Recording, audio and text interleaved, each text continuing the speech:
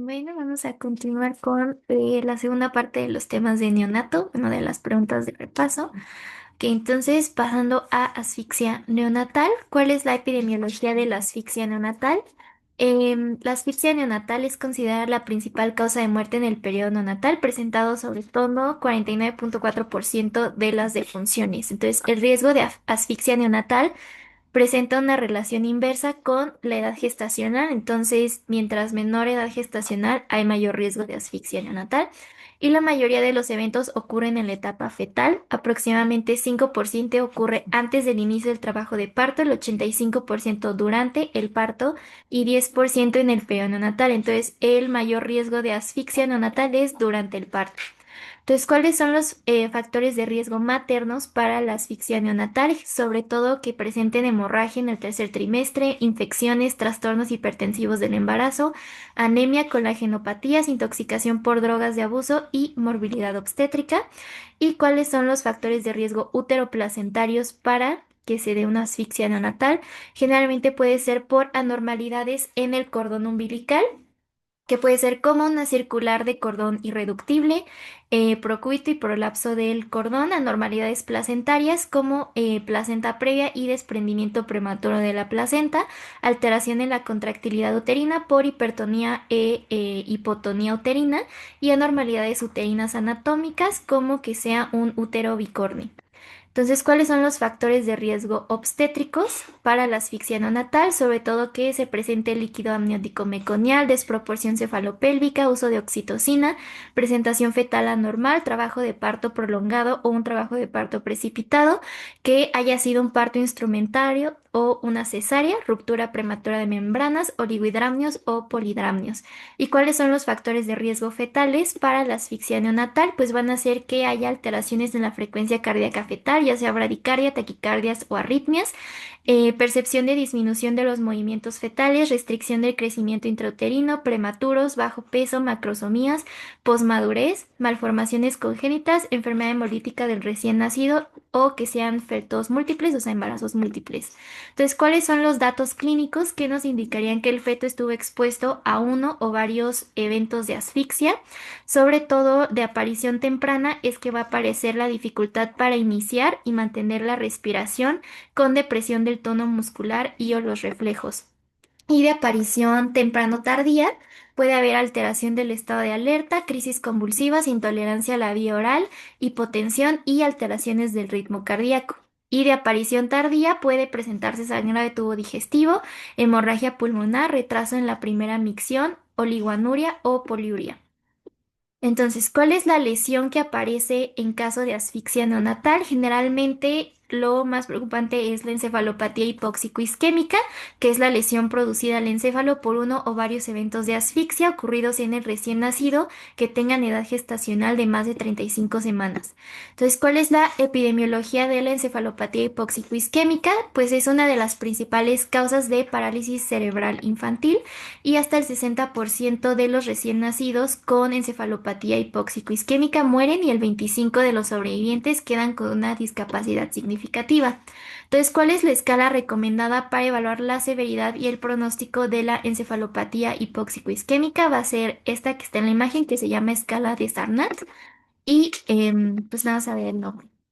¿Cuáles son las condiciones para hacer un diagnóstico específico de asfixia neonatal?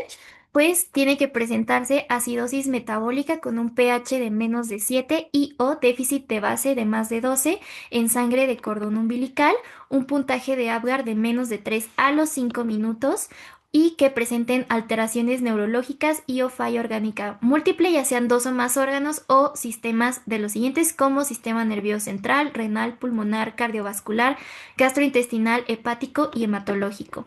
Entonces, ¿cuál es el abordaje de la encefalopatía hipóxico-isquémica? Sobre todo se tiene que realizar un ultrasonido transfontanelar y electroencefalograma multicanal en las primeras 24 horas de vida y resonancia magnética cerebral en las primeras 72 horas. Entonces, ¿cuál es el manejo? Generalmente se debe iniciar lo antes posible con las medidas de neuroprotección y la medida más importante va a ser la hipotermia terapéutica, que es poner al paciente a 33 a 34 grados, la cual se recomienda iniciarse en las primeras 6 horas de vida y mantenerse por 72 horas. Entonces, para las crisis convulsivas se puede manejar con fenobarbital o difenilhidantoína. Y bueno, eso es para asfixia neonatal. Y ahora pasamos a las lesiones de la cabeza. Vamos a empezar con el caput succedaneum. ¿Qué es el caput succedaneum? Es una lesión frecuentemente observada que se va a caracterizar por un edema vagamente delimitado sobre una porción del escalpe que fungió como la presentación durante un nacimiento en vértice. Entonces, ¿cuál es la causa del caput succedaneum? Sobre todo es causado por la acumulación de suero o sangre sobre el periósteo de la presentación durante el trabajo de parto. Entonces, la extravasación resulta de la presión mayor del útero o la pared vaginal en las áreas laxas de la cabeza fetal que circundan al caput succedaneum. Entonces, ¿cuáles son las manifestaciones? Pues va a ser un edema suave con un espesor de algunos milímetros que puede asociarse con petequias, púrpura o equimosis suprayacentes. Entonces, dada su presentación externa al periósteo, el caput succedaneum puede extenderse más allá de la línea media y de la línea de la sutura de los huesos craneales. Entonces, ¿cuándo se considera realizar estudios de imagen? Solo se consideran en cualquier nonato que tenga un caput succedaneum grande y que no se resuelve espontáneamente en 48 a 72 horas o que se incrementa por más de 24 horas, especialmente cuando se presentan déficits neurológicos o inestabilidad hemodinámica. Em,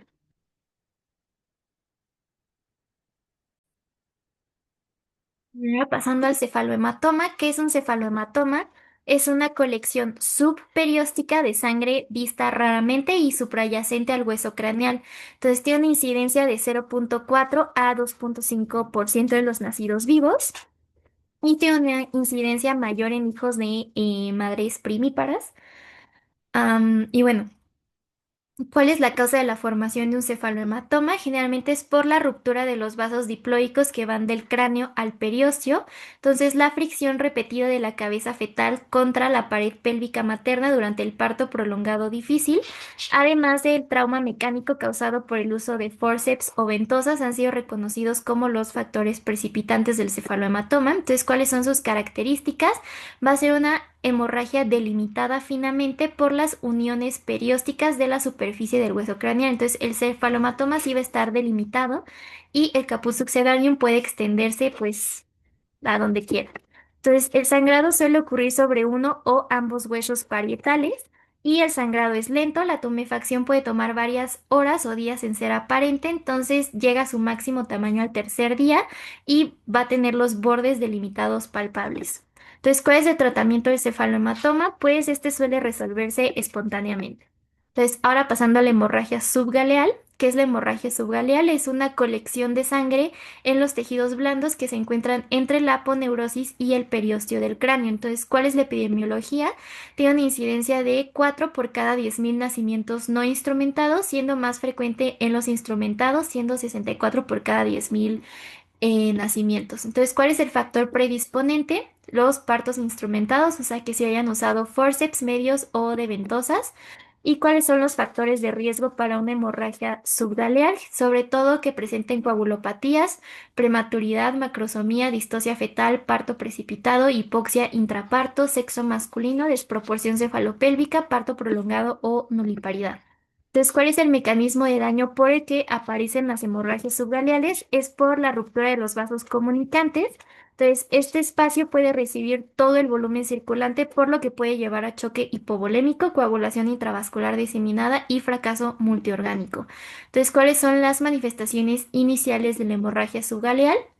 Van a presentar palidez, hipotonía, tumefacción difusa del cuero cabelludo y se va a desarrollar una masa fluctuante y cabalgada en las suturas, fontanelas o ambas. Entonces, ¿cuál es el tratamiento? Aquí requiere la reposición pronta del volumen con plasma fresco o concentrados eritrocitarios.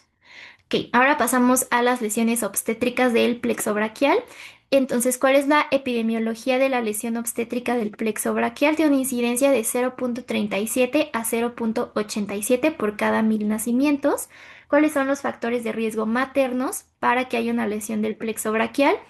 sobre todo anormalidades uterinas, útero bicorne o fibromas, diabetes mellitus, desproporción cefalopélvica y obesidad.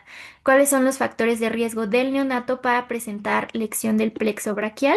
Sobre todo que sean bebés macrosómicos, o sea, muy grandes, presencia de una costilla cervical, que estén en situación transversa, Apgar a los 5 minutos de menos de 5, hipotonía y acidosis fetal. Em, ¿Cuáles son los eventos intraparto que pueden causar la lesión del plexo braquial? Sobre todo los mecanismos forzados de labor de parto, como el uso de forceps, una presentación podálica, la distancia de los hombros, que haya fractura de clavícula durante el parto, un parto prolongado o un periodo expulsivo precipitado. Entonces, ¿cuáles son las condiciones neonatales posteriores al parto que pueden causar la lesión del plexo braquial? Pues que sea por neoplasias, infección, compresión extrínseca y edema. Entonces, ¿cuáles suelen ser las características comunes de una lesión del plexo braquial? Casi siempre son unilaterales, o sea, de un solo lado que se lesiona, y predominan en el lado derecho y va a ser más común en el sexo masculino. Entonces, ¿cuáles son las características del síndrome de Herb-Duchenne o parálisis braquial superior? Va a ser una lesión de C5 y C6 y algunas veces también C7.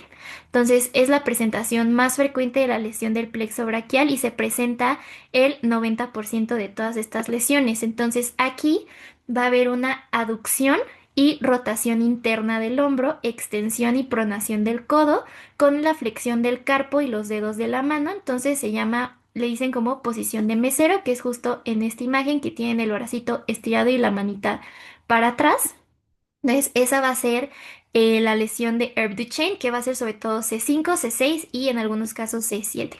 Entonces, ahora pasamos cuáles son las características del síndrome de Klumpke o parálisis braquial inferior. Aquí va a ser una lesión de C8 y T1, entonces es por debajo de la de Duchenne. Entonces, implica una flexión y supinación del codo con extensión del carpo, hiperextensión de la articulación metacarpofalángicas y flexión de las interfalángicas. Entonces, se llama posición en garra, que es justo como en la imagen que aparece aquí.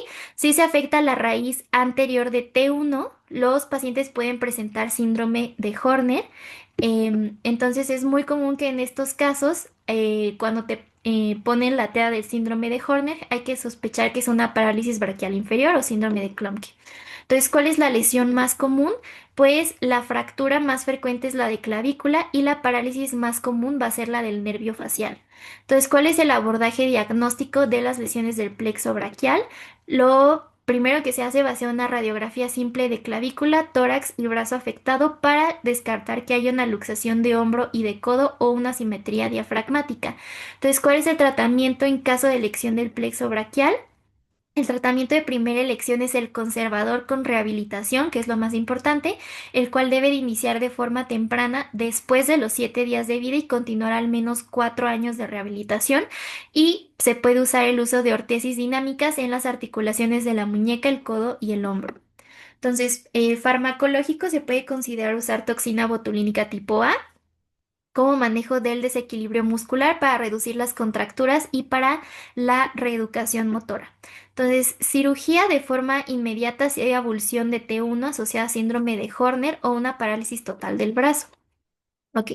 Entonces, ahora pasamos a la retinopatía del recién nacido. ¿Qué es la retinopatía del recién nacido? Es un trastorno proliferativo del desarrollo vascular que ocurre en la retina, sobre todo en neonatos pretérmino, con vascularización retiniana incompleta. Entonces, ¿cuál es la fisiopatología? Pues es un daño inicial que es causado por factores como la hipotensión, la hipoxia o hiperoxia con formación de radicales libres que van a causar un daño de los vasos con neoformación y disrupción de la angiogénesis. Entonces, después de esta disrupción, los vasos van a reanudar su crecimiento normal o nuevos vasos crecen anormalmente fuera de la retina hacia el vítreo. Entonces, ¿cuáles son los factores de riesgo para la retinopatía del prematuro? Pues lo más importante es la prematurez, peso neonatal bajo, edad gestacional temprana, ventilación asistida de más de una semana, terapia con surfactante, hiperglucemia y tratamiento con insulina. Entonces, otros factores de riesgo puede ser sepsis, fluctuaciones con las determinaciones de gases sanguíneos, hemorragia intraventricular, displasia broncopulmonar, infección fúngica sistémica y administración temprana de eritropoyetina. Entonces, ¿cómo se clasifica la retinopatía del recién nacido? Se tienen que distinguir tres rasgos: la zona, el estadio y la presencia o no de enfermedad plus. Entonces, la zona se divide en tres. Entonces, la zona uno hace referencia a la masa interna y central y su radio es dos veces la distancia entre la papila y la mácula. La zona 2 es concéntrica a la zona uno y su diámetro llega hasta la hora serrata nasal. Y la zona 3 es una semiluna temporal que va desde la zona 2 al límite de la hora serrata temporal. Entonces, en el estadio uno va a ser una línea de demarcación como una línea fina blanca que separa la retina vascular de la avascular, histológicamente con cortocircuitos arteriovenosos. El estadio 2 es la cresta y borde, que es una línea de demarcación del estadio uno con aumento de volumen y extensión fuera del plano de la retina. El estadio 3 es que hay un crecimiento de tejido vascular, o sea, aquí ya hay neovasos hacia el espacio vítreo. Y el estadio 4 es un desprendimiento retiniano parcial, sin desprendimiento macular es 4A y con desprendimiento macular es 4B. Estadio 5 es un desprendimiento retiniano total. Y la enfermedad plus hace referencia a la dilatación y tortuosidad de los vasos, la cual debe estar presente en al menos dos de los cuatro cuadrantes y se distinguen enfermedad pre-plus, que es una tortuosidad moderada con dilatación mínima en menos de una enfermedad plus, y la enfermedad plus es una dilatación y tortuosidad de los casos del polo posterior indicando actividad angiogénica que puede acompañar a cualquier estadio de la retinopatía. Entonces, ¿cuáles son las categorías en las que puede caer la retinopatía del prematuro? Tenemos una enfermedad umbral, que son los 5 sectores horarios continuos u 8 acumulados con un estado 3 plus, ya sea en la zona uno o en la zona 2. La enfermedad preumbral, que son 3 sectores horarios continuos o 5 acumulados con retinopatía en estadio 2 o 3 con enfermedad en la zona 2 o cualquier grado de retinopatía en la zona uno. El tipo uno va a ser zona uno con retinopatía en cualquier estadio con plus o estadio 3 con o sin plus, y zona 2 con retinopatía estadio 2 o 3. La tipo 2 va a ser zona uno con retinopatía estadio 1 o 2 sin enfermedad plus o zona 2 con retinopatía estadio 3 sin enfermedad plus. Y la enfermedad agresiva va a tener una localización posterior y progreso rápido al estadio 5, que es el desprendimiento completo de la retina. La localización más frecuente va a ser en la zona uno, con dilatación y tortuosidad importantes en los cuatro cuadrantes que progresan a enfermedad plus prominente. Entonces también va a haber inmadurez retiniana, que aquí se ven evidencia de zonas retinianas avasculares sin evidencia de línea de demarcación ni signos de neovascularización. Entonces, ¿quiénes son los candidatos a tener pruebas de escrutinio para la retinopatía del prematuro? Sobre todo los neonatos con una edad gestacional de menos de 34 semanas o que hayan tenido un peso de menos de 1.750 gramos al nacer. Neonatos pretérmino con edad gestacional de más de 34 semanas o peso de más de 1.750 gramos que hayan recibido oxígeno suplementario, y neonatos pretérmino con factores de riesgo asociados de acuerdo con el criterio médico. Entonces, ¿cuáles son las opciones terapéuticas de la retinopatía del prematuro? Pueden tratarse con crioterapia, cirugía con láser o cirugía vitreoretinal. También se puede usar el bevacizumab, que es un antifactor de crecimiento vascular endotelial, que generalmente este es de segunda línea. Ok, entonces pasamos al síndrome ictérico neonatal, que es la ictericia. Se define como la coloración amarilla de la piel y las mucosas que se presenta cuando los niveles sanguíneos de bilirrubina se encuentran elevados, que esta condición se conoce como hiperbilirrubinemia, observada en el recién nacido cuando las concentraciones plasmáticas llegan a un umbral mayor que el percentil 95 para la edad gestacional, que generalmente suele ser de más de 5 miligramos sobre decilitro en un recién nacido de término.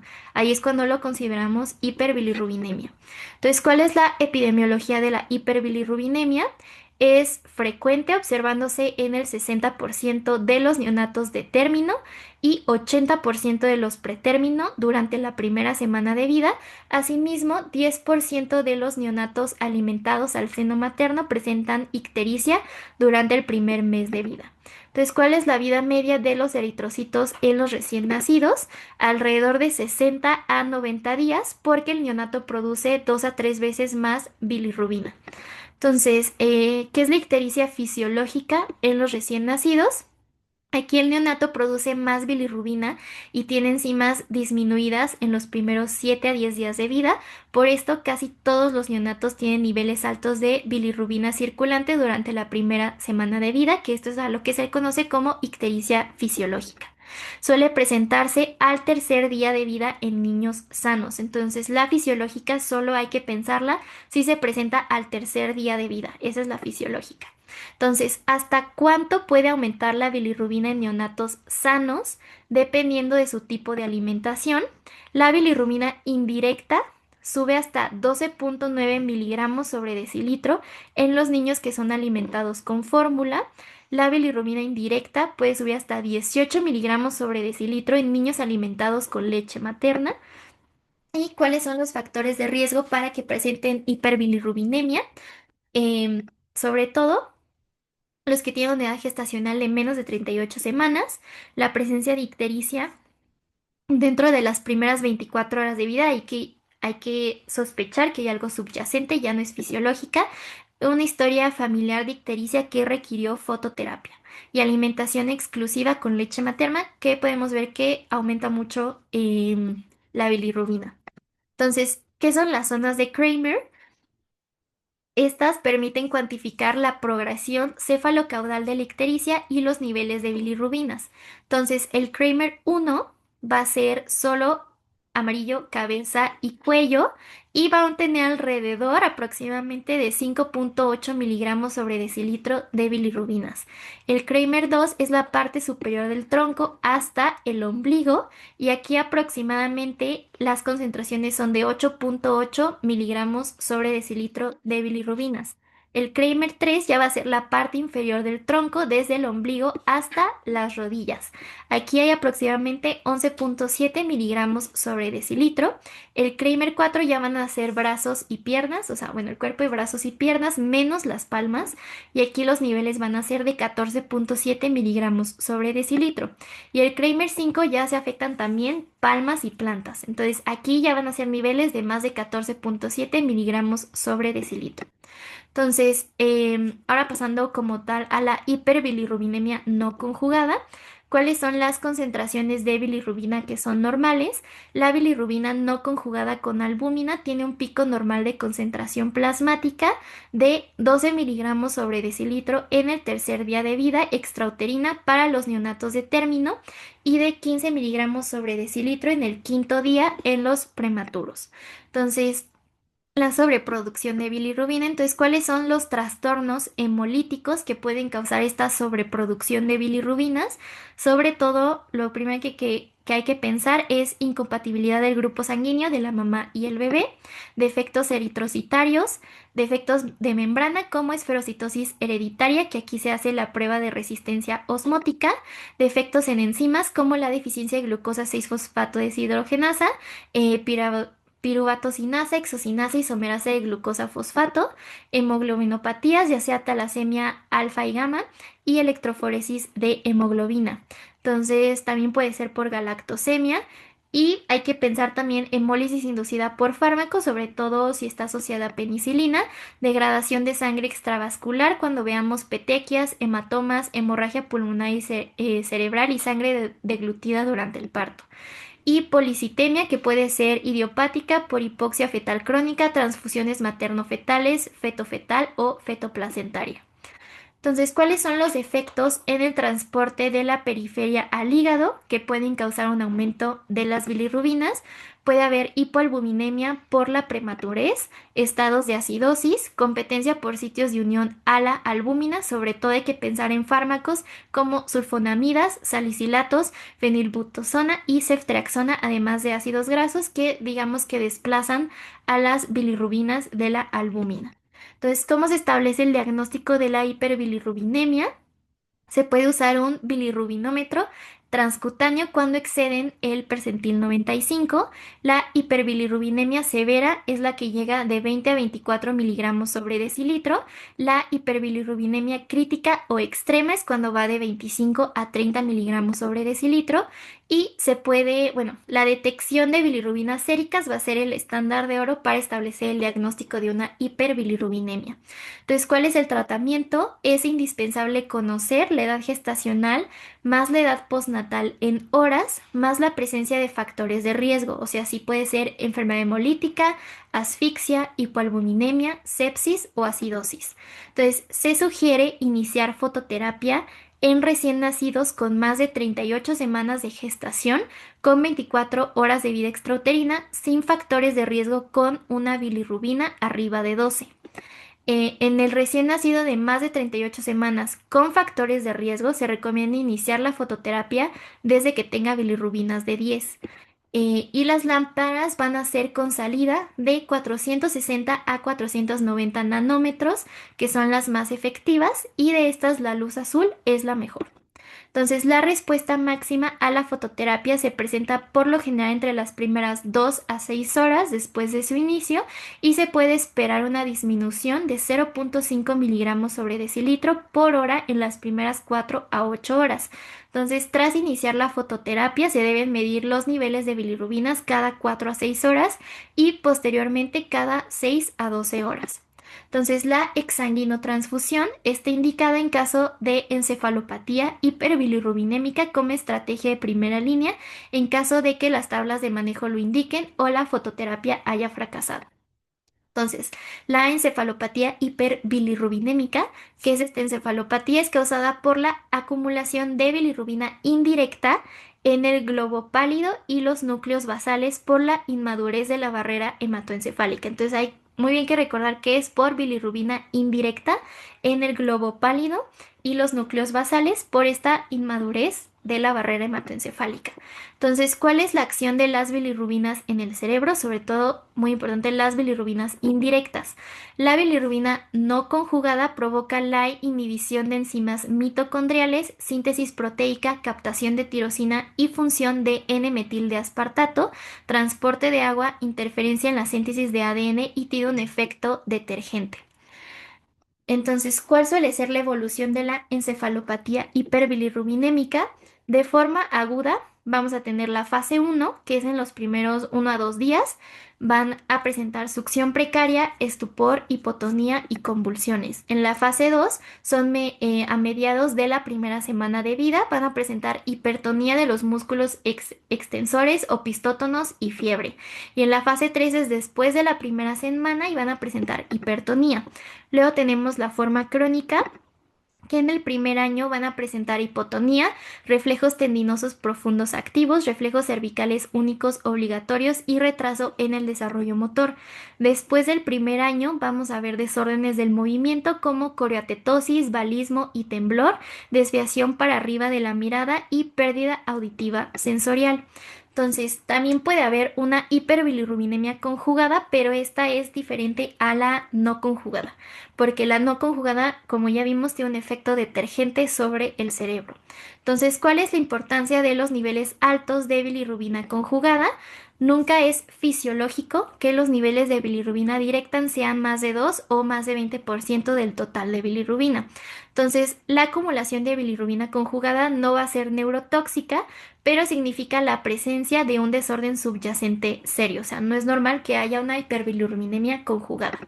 Entonces, ¿cuáles son los defectos en el transporte de la bilirrubina conjugada en el retículo endoplásmico o los canalículos biliares que causan su acumulación? Puede ser por defectos congénitos como el síndrome de Dubin-Johnson y de Rotor, daño hepatocelular por trastornos metabólicos, sobre todo galactosemia en estadio tardío, deficiencia de alfa-1 antitripsina, tirosinemia, hipermetioninemia, intolerancia hereditaria a la fructosa. Entonces hay que sospechar de un daño subyacente. Entonces puede ser también por la nutrición parenteral, que es la causa más común en unidades de cuidados intensivos neonatales. Entonces, ¿cuáles son los trastornos colestásicos que pueden causar la acumulación de esta bilirrubina conjugada?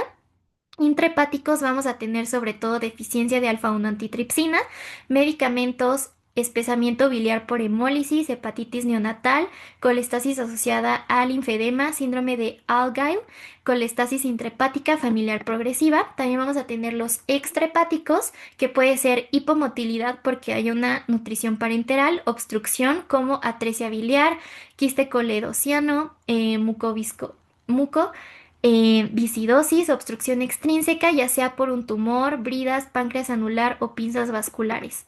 Entonces, eso es todo por la segunda parte de los temas de neonato de repaso para el ENARM.